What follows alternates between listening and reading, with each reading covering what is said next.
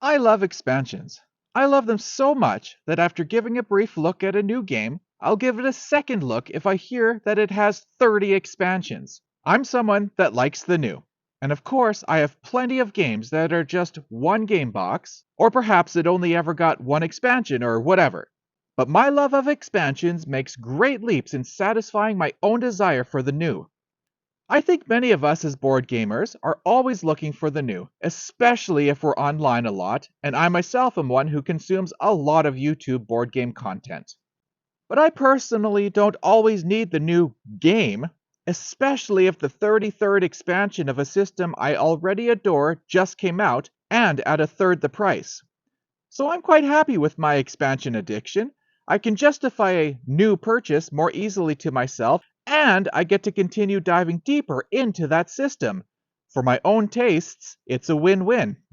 In the year 2000, designer Klaus-Jürgen Ried and publisher Hans im Glück released Carcassonne, a tile-laying system that allowed for easy plug-and-play expansions. You could play each one separately with the base tiles, or you could combine some, or nearly all, at once for an enormous game fans affectionately refer to as Mega Carc. But I'm not here to look at a game of Mega Carc. I'm here looking at all the possible expansions that could ultimately make up such a game. Today, I'm looking at one of the major expansions, Expansion 2, Traders and Builders. 2 years after the success of Carcassonne, Hans im Glück released Inns and Cathedrals in 2002. That was followed up with the next expansion, and the one we will be looking at in 2003.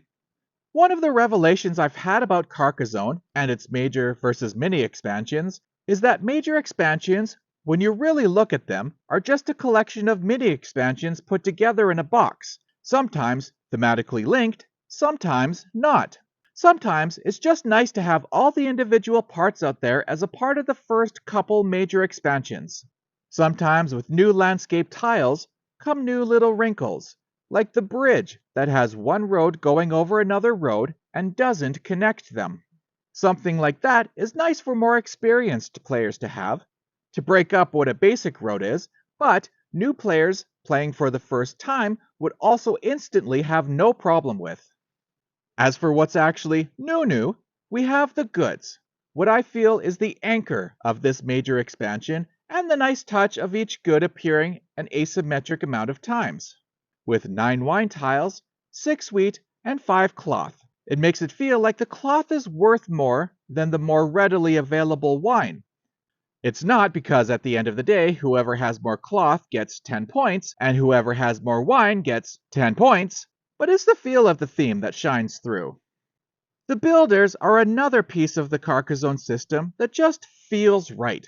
Like the designer had the concept right from the start and only held off on releasing it once he knew he had a hit on his hands. It's so obvious. Place a second figure, and then you can build another tile if you add a tile to that feature, but also limited the features to exclusively cities and roads, which some players mostly only ever end up building anyways. Sorry, Fields. Someday they'll understand. Someday. And then we have the pig. What does a pig do? It gives you a piggy figure. Also, you can use it to get more points again, this time for players who already have a farmer in the field. Want to turn points per city into 4 instead of just 3 per farmer? Suey! Suey! So, that's what the pieces that make up the expansion are. But what would I rate Traders and Builders? I have no interest in giving a number score, but I feel like I should do something. So taking a look at myself and what I am, which all makes sense since this is, after all, my own personal opinion, I instead have come up with an alternate concept, which I will begin officially implementing starting with this video. We'll see how it goes. This is the first time I've ever done this, so perhaps it'll evolve over time, but that can't happen if I don't start at all. So, here's what I've come up with. Like I said at the beginning of the video, I love expansions. So my rating is not a reflection of the game system. I love Carcassonne. I hope I'm clear on that, but rather my focus is speaking as one who is already plugged into the gaming system, loves it, and is now looking for expansions that are most worth it.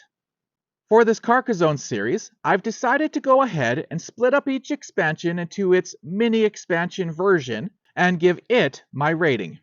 The rating scale I've come up with is in what way would this be worth adding to my collection? At the very top of the list, I have essential. That's not to say that I believe that the 3 basic human needs are food, shelter, and this board game expansion. Like I said, this is more for one who is already a fan of the base system and is now looking for what else could be worth it. I'm playing a mega game of Carcassonne, and I'm glad to see it here. Underneath that, I have might as well. This is where my opinion is that it's a good expansion. It's not frustrating. I'll add it to my Mega Carc game too. But if you're looking to shorten the game, I'm amiable to leaving it out. Then I have play it alone, as in maybe don't play it with other expansions. If you're up for trying it out, just try it with just the base game.